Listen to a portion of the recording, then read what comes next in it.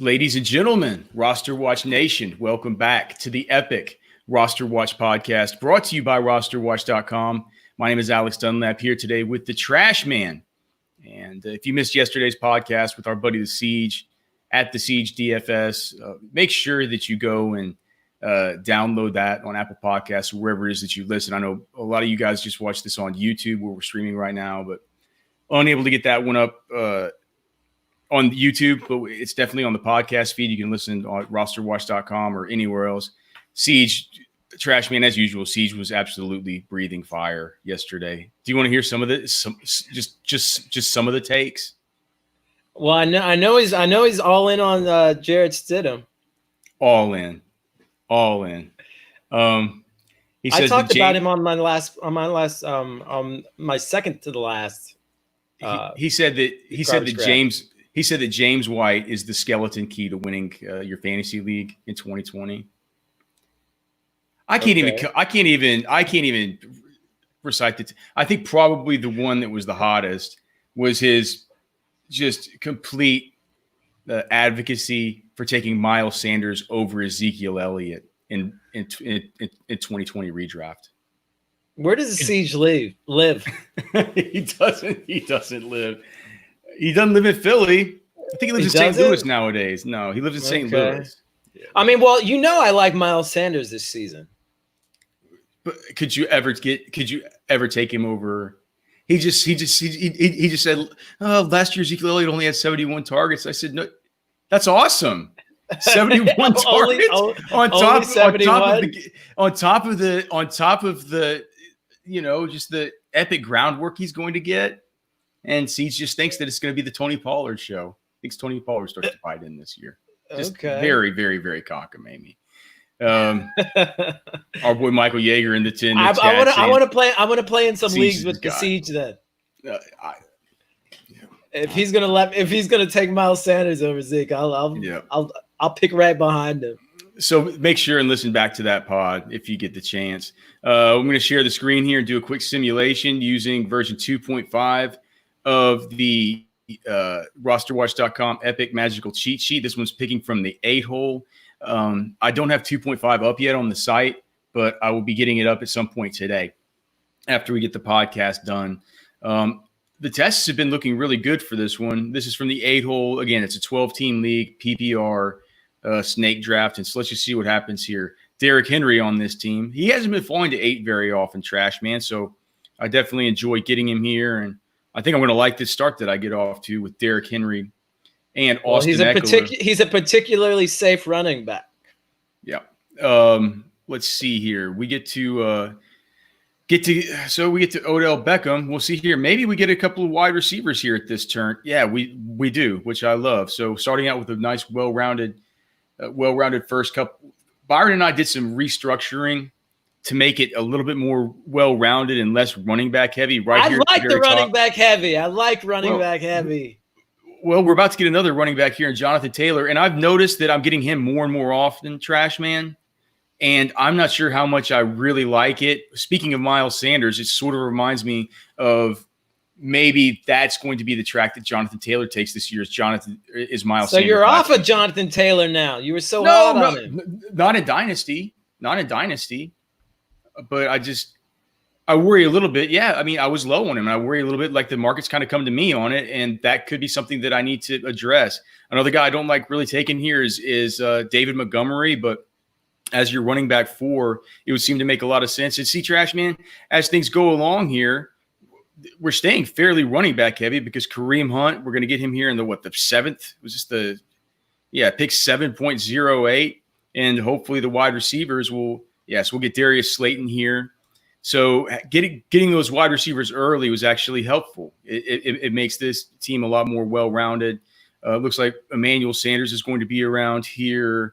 So we'll continue to backfill these deeper wide receivers. And we'll get another one here in CeeDee Lamb, who I got an argument with Siege about yesterday saying that he's better than Amari Cooper. Do you agree that CeeDee Lamb is already better than Amari Cooper the minute he steps in the building? There's a strong argument for it. I think he's a better athlete. We're gonna take Jared Cook here. And then at wide receiver, Deshaun Jackson, who nobody's talking about, even though all the people in Philly just will keep talking about him. This is absolutely. Well, absolutely Alshon crazy, Jefferson is a big question mark now. Yeah, I don't ever think about Alshon Jeffery. We have Anthony Miller and Robbie Anderson ranked back to back here. I wonder if I would, in this situation, whether I would just take Robbie, just because I already have a Chicago Bear and David Montgomery, and I just can't see myself rostering more than one Chicago Bear. We usually don't mind you deviating from the sheet by one guy. I feel like if Nick Foles is the quarterback in Chicago, I think Anthony Miller is going to have a great year. Out of the slot. We'll see if that's a possibility or not. And for the final position here, we'll go with Joe Burrow. So here's how this team looks using the cheat sheet. Followed the rules even when I didn't want to there with Anthony Miller. Picking from the 8-hole in a 12-team league versus basically the ADPs from every site that you would play on. The best ball data from Best Ball Tins and FFPC. We have the team the quarterback is Joe Burrow. The running backs are Derrick Henry, Austin Eckler, Jonathan Taylor, David Montgomery, and Kareem Hunt. The wide receivers are Odell Beckham, Calvin Ridley, Darius Slayton, Emmanuel Sanders, CeeDee Lamb, Deshaun Jackson, and Anthony Miller. The tight end is Jared Cook. If you follow the 3 simple rules at the top of the sheet of paper, an expert quality draft is guaranteed. The RosterWatch cheat sheet available now at rosterwatch.com. An expert quality draft is guaranteed. The RosterWatch cheat sheet only at rosterwatch.com. Trashman, Adam Thielen. What the hell do you think of this news? I was looking on Roto World just a little bit earlier, and it was a note mainly about, I believe it was Justin Jefferson. Was a note about Jefferson and talking about how he's going to play in the slot, which makes sense, but with Stephon Diggs gone now, that means that Adam Thielen is going to be playing clearly, a lot more outside. And I don't like Adam Thielen as much outside as I do out of the slot. And if you before we got on the podcast, I just went and looked at the numbers from 2018 versus 2019. In 2019, Adam Thielen had 47 targets, and his snap percentage out of the slot was 32%. So 32% snaps out of the slot. We look at the 2019 season. I'm sorry. We look at the 2018 season. Adam Thielen, 149 targets. He played 57.1% of his snaps out of the slot. It doesn't take much to remember that Adam Thielen was wide receiver 7 in PPR leagues in 2018. He averaged 19.2 fantasy points per game, buoyed by the fact that he was in the slot for almost over half, close to 2/3 of his snaps that season. In 2019, when he was only there for less than 1/3 of snaps, Adam Thielen, if you look at just on the season now, he was not healthy for the entire season, and that could have something to do with it. But 8 less fantasy points per game in PPR last year. I believe he was at 11.4 fantasy points per game, only 47 to 48 targets, depending on where you're looking. Pro Football Focus has him at 47. It looks like Fantasy Data has him at 48. Regardless, it's just a huge fall off from nearly 150 in 2018, and he wasn't in the slot as much. It's a big difference, 32% versus 57.1% of the time. What does this news mean for you about Adam Thielen? Because the fact of the matter is he's still the number 1 wide receiver there. He still should benefit from all of the vacated targets. I think that mitigates him maybe not playing in the slot as much. I mean, he's going to be who else does he feel safe with in that offense? I mean, is he going to be going to BC Johnson a preponderance of the time? Like, I just don't really see. I mean, he's going to be looking for Thielen regardless of whether he's playing out of the slot or not. Okay. So, but does it worry you that he's just not as good when he's out wide? He's not really. He certainly doesn't look like a proper X wide receiver to me. He doesn't seem like a stretch Z type. Yeah. Well, either does Jefferson. Neither does Jefferson. That's why I always I mean, I did mock Justin Jefferson to the Vikings in my mock draft, but when I was doing it, I was thinking to myself, why am I doing this? This doesn't seem right for them to, this doesn't seem right for them to want to be drafting another slot. It seemed like they should have gone for the Brandon Ayuk or the Jalen Rager or well, Ruggs was long gone. Well, he was gone, but that would have been a good fit. Yeah. Laquan Treadwell Michael Yeager doesn't he play for the Falcons now, or am I getting that mixed up? Didn't show. I need to look on. Let me look on our lads real quick. Pretty sure. Let's see, our lads Vikings. Let's pull up. He's in the Falcon. He's a Falcon. Yeah. Tajay Sharp would be BC Johnson is listed as the third wide receiver in Tajay Sharp is the Minnesota right now. Is the new Laquan Treadwell in Minnesota. You think so? I think BC Johnson plays that. What does that even mean? The new Laquan Treadwell in Minnesota. The guy that they put on the field, but not really throw the ball to him that much. He plays a decoy.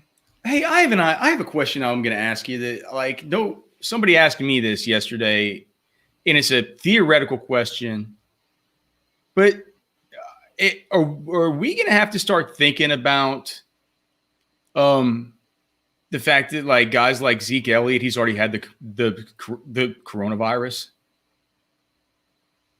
What do you mean? Well, I don't understand. If they do have a bunch of testing and stuff during the year, we have no idea how this is going to go, right? How they're going to do it, the testing, how long you sit out, if guys are out, what it is. The fact that Zeke's going to have it and already be done with it and have those Superman genes going into the season, does that make you more comfortable knowing that you're less likely to lose a week or two out of him or whatever it could possibly be for fantasy football purposes? We might have to start factoring. Are we literally going to have to start considering that? I was like, shit. I mean, am I going to? The COVID factor. Yeah, that's crazy. Well, I guess you did see the news of, for people who don't know, down here where we live in Texas, seeing a slight little, I wouldn't call it a spike, but maybe a little bit of a simmer of this stuff going on. It's a spike. The Houston Texans. It's a Memorial Day spike, Memorial Day weekend spike. Well, whatever it is, I've heard it referred to as a spike. I've heard it referred to in some circles as a bit of a smoldering. Regardless, it's just something interesting to keep in mind. There have been some Houston Texans, some Dallas Cowboys that have come down with it. I just thought it was a really interesting point that somebody brought up yesterday. It's are you, as a fantasy analyst, are you going to have to start thinking about that? And I guess at some point, whenever we know more, maybe. But just wanted to get the Trashman's take on that. What other NFL news that do we definitely have could here? Be a factor. We have the other thing I want to talk to you about, Kareem Hunt. He's been going to virtual meetings with the Browns wide receivers.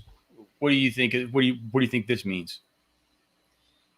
It's just more bad news for Odell Beckham Jr. Why do you hate Odell so much? I don't like his quarterback. I don't like him in that offense. It's a conspiring of events against Odell Beckham right now. Odell Beckham's going to come in and remind everybody just that he's still Odell Beckham.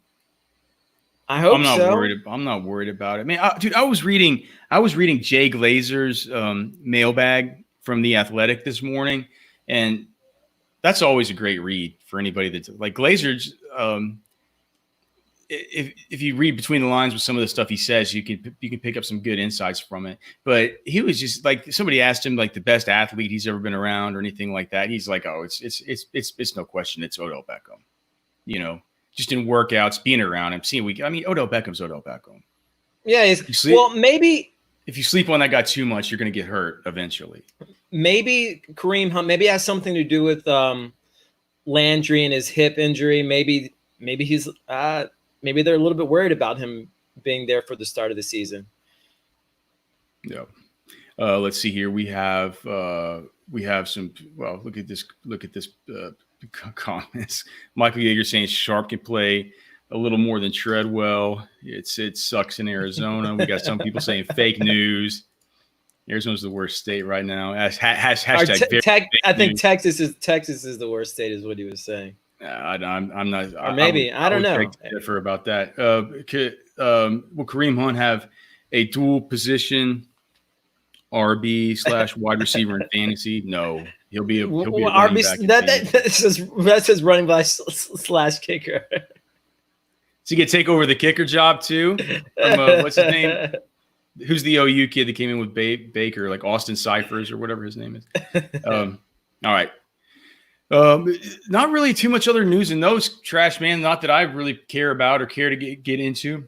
I figure we could just hop into your safest running backs as usual. This was a topic that I really don't give a shit about. That was given to us by our search engine optimization and marketing guy. So I don't even really know what safest running backs means. Would you like to give a primer on what that means? And okay, so what I did, I had I used 3, I guess, parameters when considering my safest running backs, and they were first, what did they do last year? Who is their backup? Is it somebody that could actually take their job if they were to miss a game or two? And their injury history. So I was considering those 3 things when talking about, my safest running backs going into 2020. So the first of these, can you guess it? It's pretty obvious. Christian McCaffrey. It's Christian McCaffrey. He's never missed. He hasn't missed a game yet. Do you remember people were saying as a prospect that he wasn't going to be able to hold up?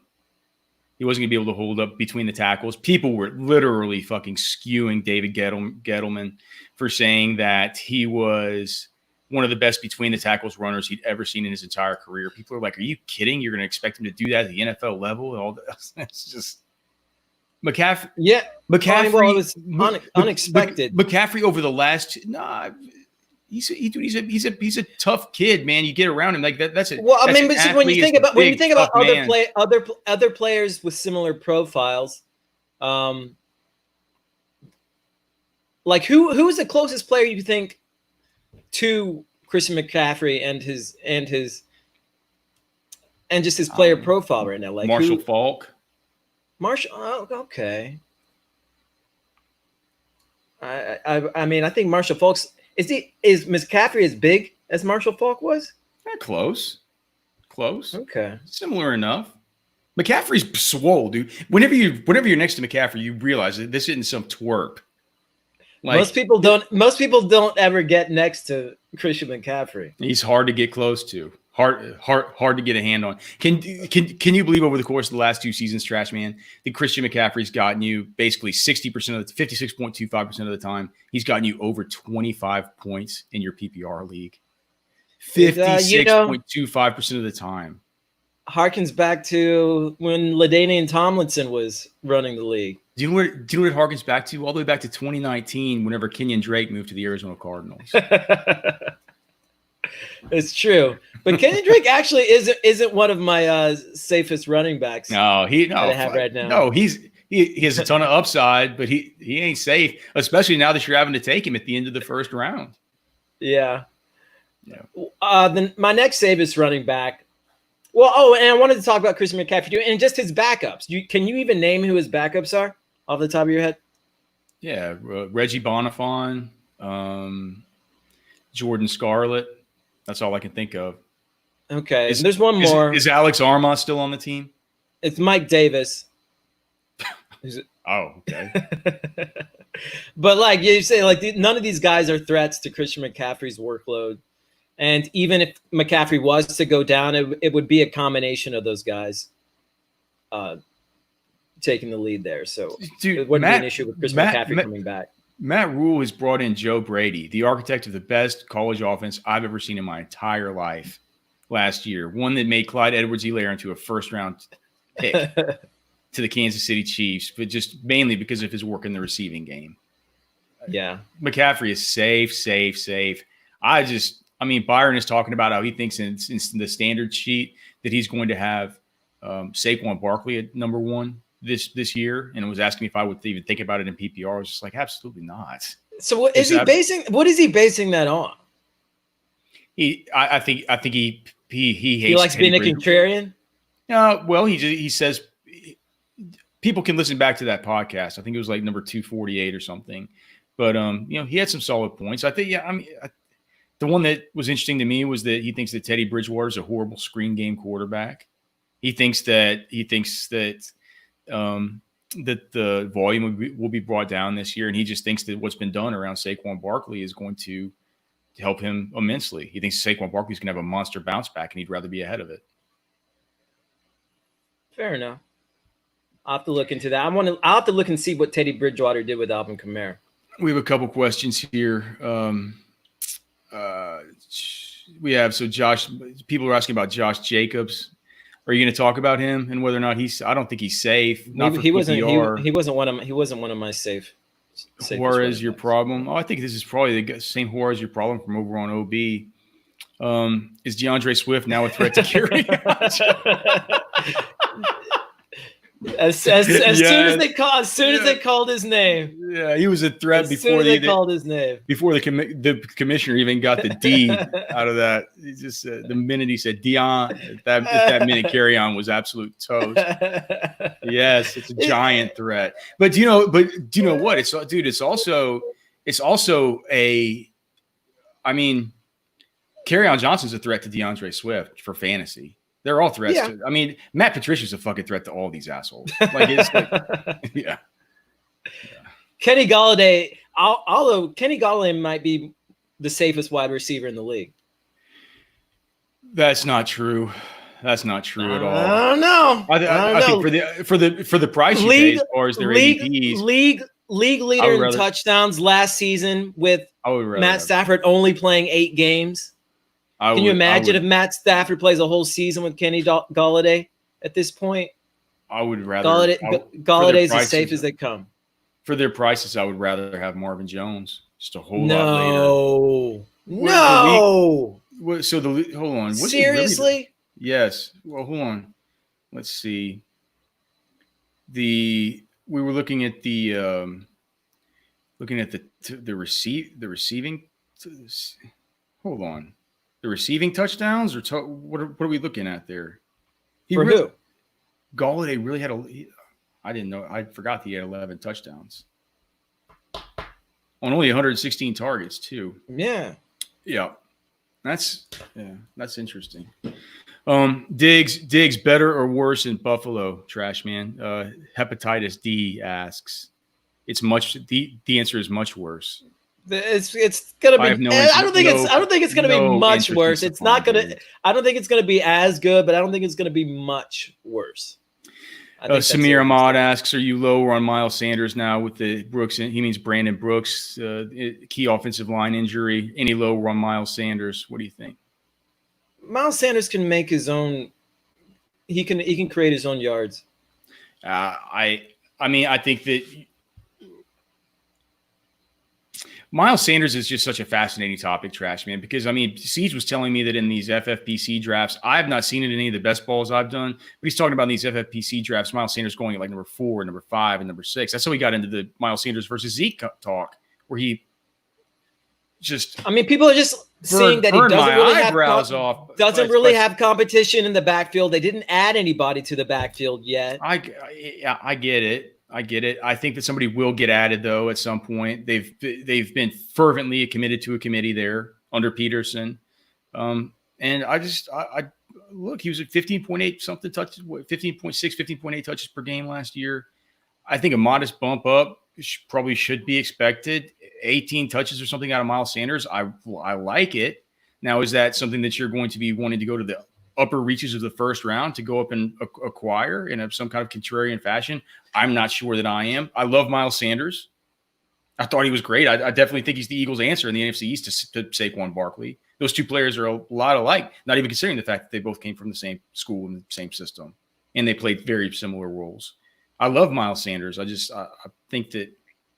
If you're saying that Saquon Barkley is arguably the number 1 running back in that Giants offense. And the Eagles have a better offense than the Giants do. Look what Samir Ahmad is saying. I mean, Samir, dude, Doug Peterson used to say that Ryan fucking Matthews is ready for a full workload. It does not matter what Doug Peterson says about the use of his running backs. You're gonna save yourself a lot of misery and anger and cold nights in the shower, just crying tears of pain. Just quit listening to what Doug Peterson says about how he's going to use his running backs. I'm telling you, Samir, you're going to be curled up in the shower. You're going to be crying.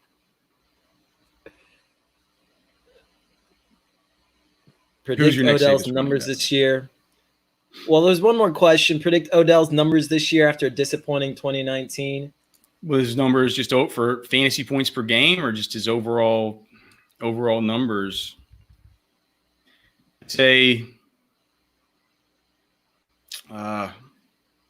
let's look. 2019, he had over 1,000 yards, 4 touchdowns.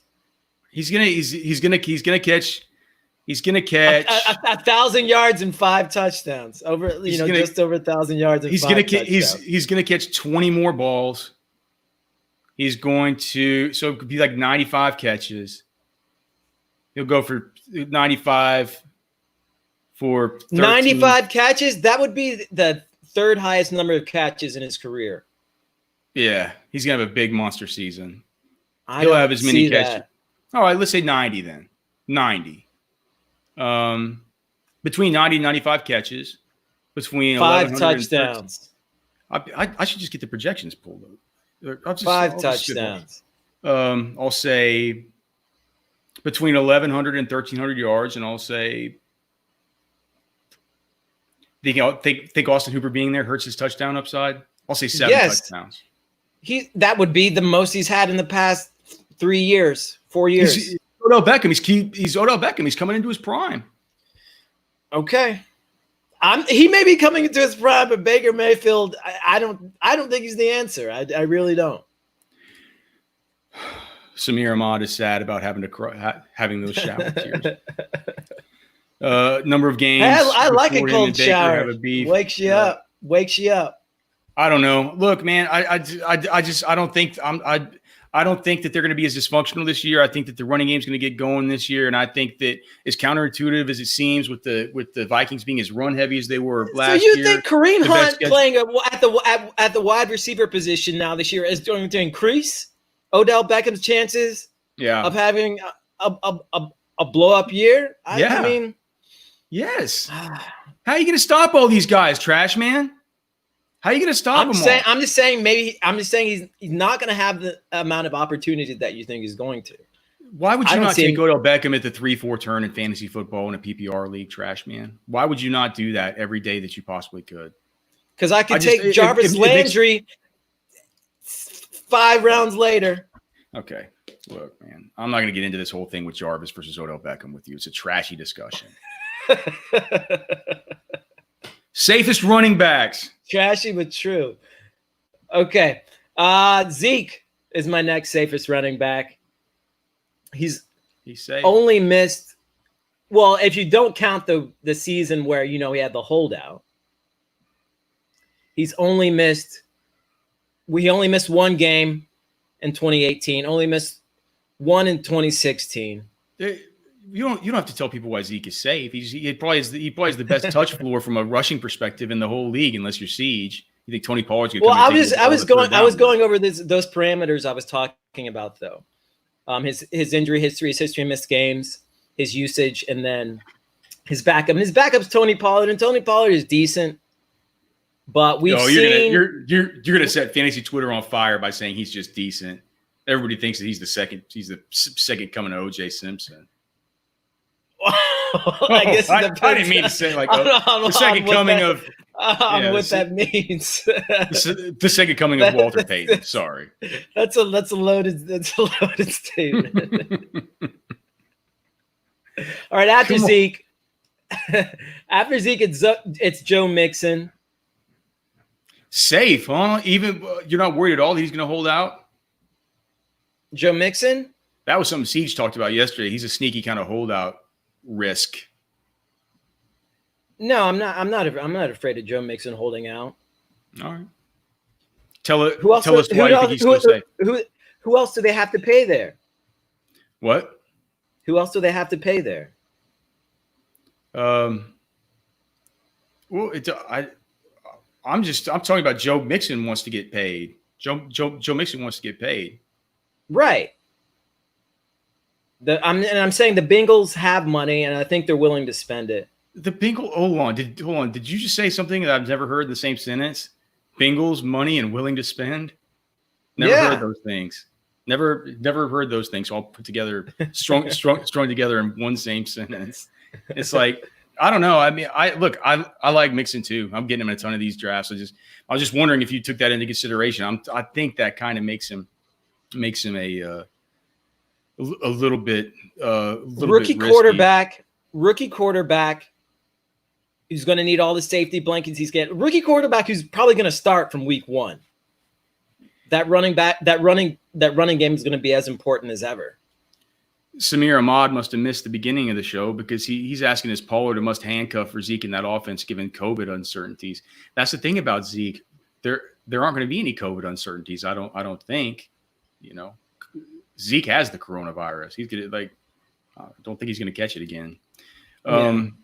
So Mixon. I mean that's kind of I guess my point being the Bengals haven't. Well, and AJ.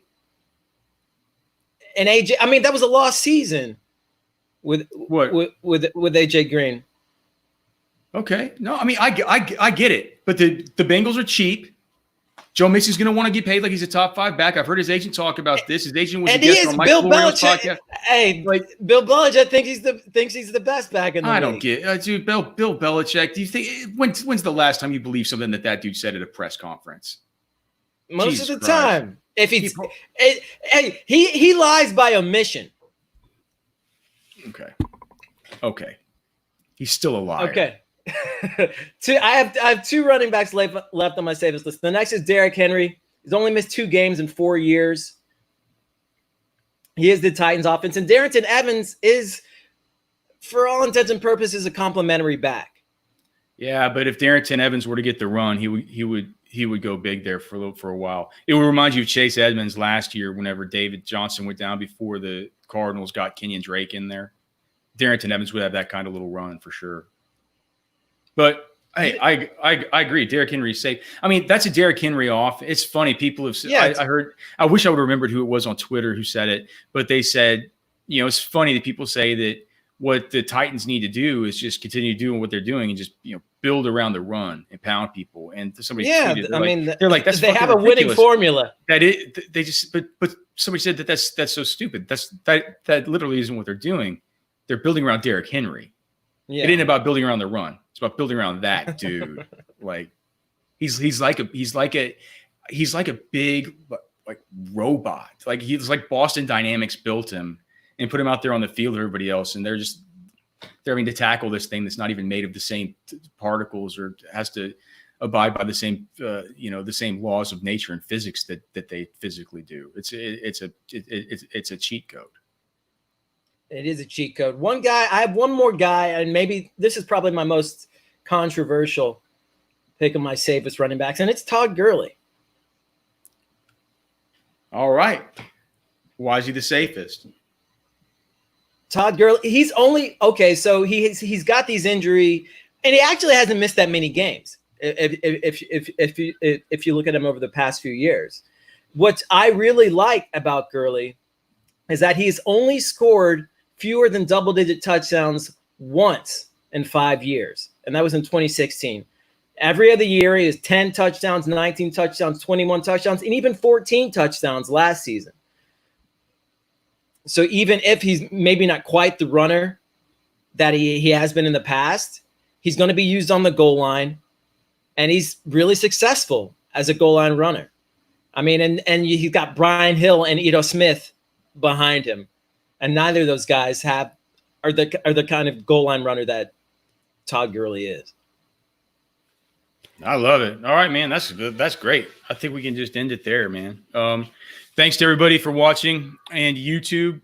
If you can, please give us a thumbs up. Make sure you subscribe over there. Make sure and sign up for notifications. If you could leave a comment in YouTube, that would be fantastic. It helps us immensely. And if you missed the pod yesterday with Siege, make sure and go listen. That's an awesome podcast. We talked probably about like 60 different players, and you get a Siege has some cockamamie takes, man, but it was a great podcast. So for the Trash Man, I'm Alex, man. We love you guys. Thanks so much. We'll talk to all of you very, very soon.